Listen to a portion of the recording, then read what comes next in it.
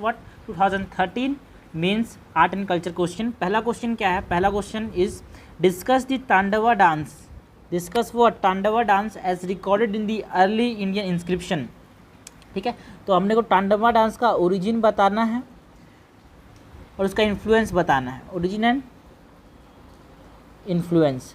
तो इस क्वेश्चन को एक डिफ़िकल्ट क्वेश्चन मान सकते हैं, लेकिन याद रखना दोस्त, यूपीएससी में कोई डिफ़िकल्ट क्वेश्चन होता नहीं है, क्योंकि डिफ़िकल्ट क्वेश्चन को करे बिना रैंक आती नहीं है। ओके, सो डिफ़िकल्ट क्वेश्चन है, लेकिन आपको पता होना चाहिए क्वेश्चन कहाँ से पूछे जा रहे हैं। सो आपने को इसको भी डिवाइड करेंगे 3 पार्ट्स में, introduction, body and conclusion.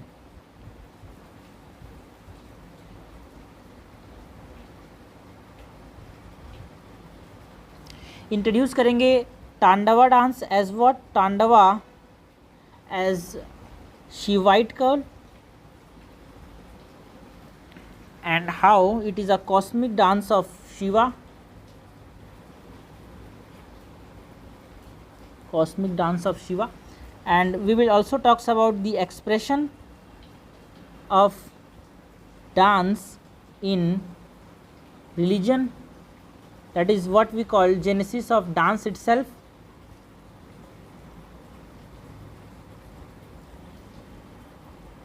Okay, so this is a brief introduction, and in body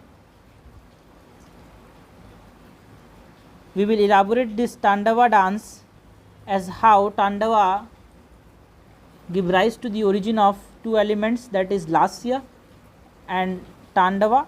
Tandava क्या हुआ, डेवलप हुआ डांस फॉर्म में, उसमें 2 पार्ट थे, lasya that is the part of Parvati, tandava that is the part of Shiva. Okay, so lasya is what, lasya is the expression part of a dance, and Tandava is what, it is the movement in dance.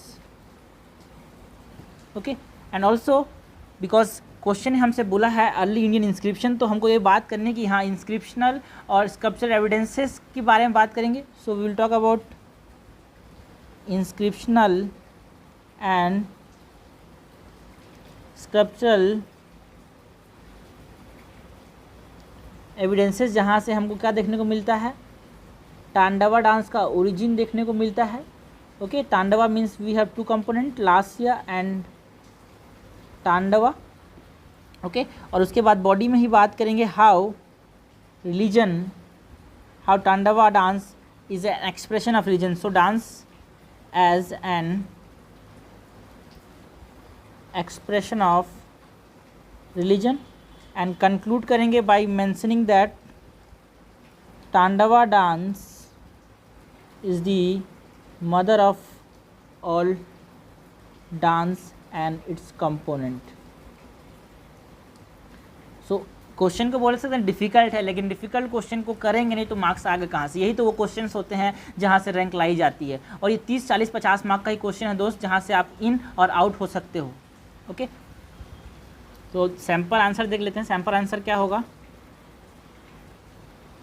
Introduction, body and conclusion. Okay, so this is what, this is the Nataraja sculpture that we found in the lost wax city and Cholas का है ये. उसके बाद introduce की बात, introduction की बात करेंगे. इंट्रोडक्शन कैसे करेंगे, tandava dance, how it is a celestial dance of Shiva. Okay, so introduce करने के बाद बॉडी में we will talk about the aspects of dance that is lasya and tandava, and the importance of rhythm that we will see in the movement of this dance. Okay, उसके बाद connection of dance की बात करेंगे, connection of dance and religion.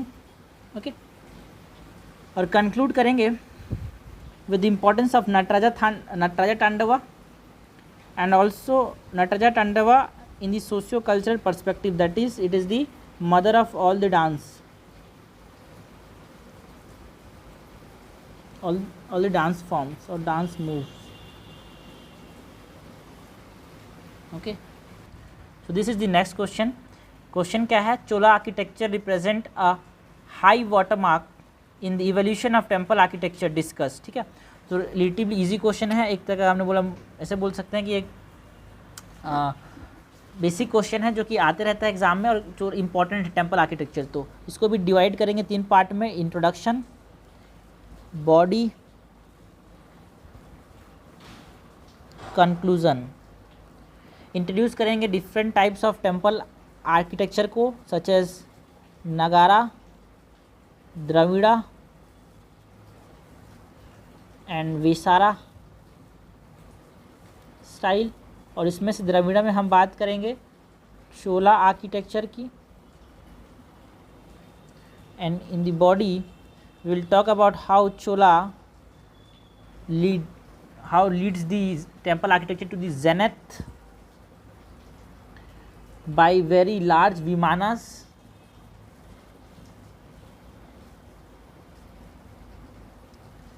and how we see horizontal and vertical grandeur, means it is ये ऊपर से नीचे की तरफ भी बहुत बड़ा है और नीचे से मतलब हॉरिजेंटल लेंथ में भी मतलब चौड़ाई में बहुत बड़ा है, ऊंचाई में बहुत बड़ा है, grander, okay, horizontal and vertical grander, okay. And also how gopuram become very large,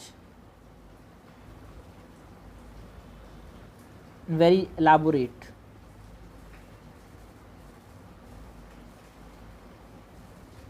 okay. Examples देंगे चोला स्कल्पचर टेम्पल्स की,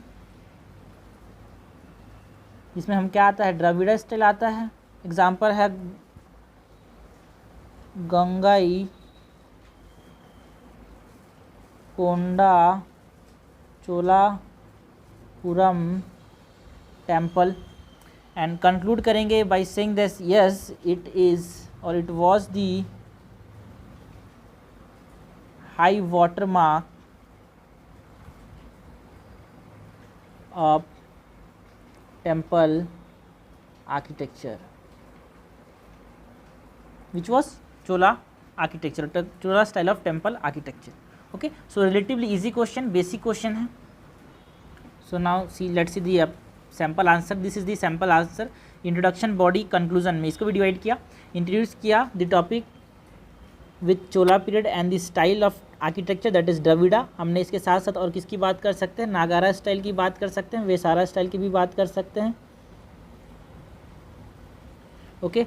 और बॉडी में बात करेंगे the temple architecture from evolve from that is Mamallapuram से चोला पीरियड तक, दैट इज़ हमने बात की यहाँ पे ये पल्लवास, जो पल्लवास थे वहाँ पे रॉक कट आर्किटेक्चर देखने को मिलता था, okay, rock cut and structural architecture देखने को मिलता था, वहाँ से चोला पीरियड तक कैसे इवॉल्व किए इसकी बात करेंगे। एंड हाउ इम्पोर्टेंट फीचर्स की बात की हमने, जैसे कि एग्जांपल्स की बात कर रहे हैं हम चोला पीरियड के जो टेम्पल्स है, जैसे बृहदेश्वरा टेम्पल, हमने इससे पहले गंगाई कोंडा चोलापुरम टेम्पल की भी बात की थी, okay.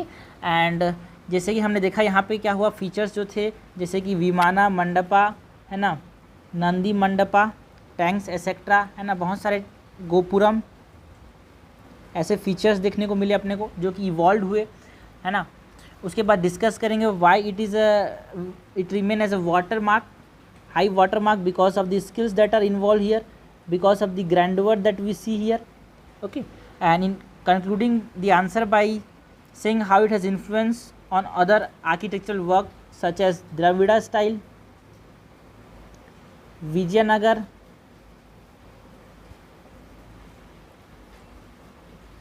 Okay. So this is the second question.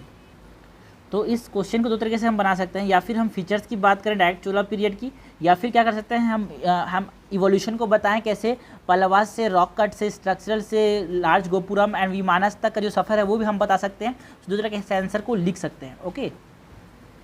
So this is the third question and the last question from 2013, ठीक है। ये क्वेश्चन क्या बोल रहा है, दो not very useful from the point of view, though not very useful from the point of view of a connected political history of South India, the Sangam literature portrays the social and economic condition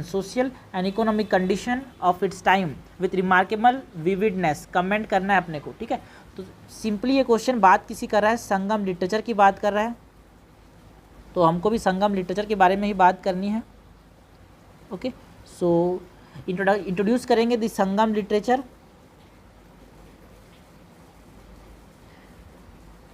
by introducing the Sangam corpus that developed due to the Sangha or the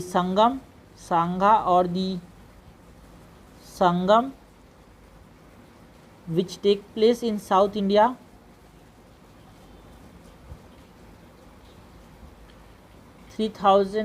to 4000 year ago. Also, these are what? These are the principal source of South Indian history.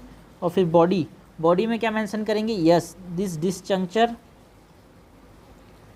that is the Chera, the disjuncture of Chela, Chora and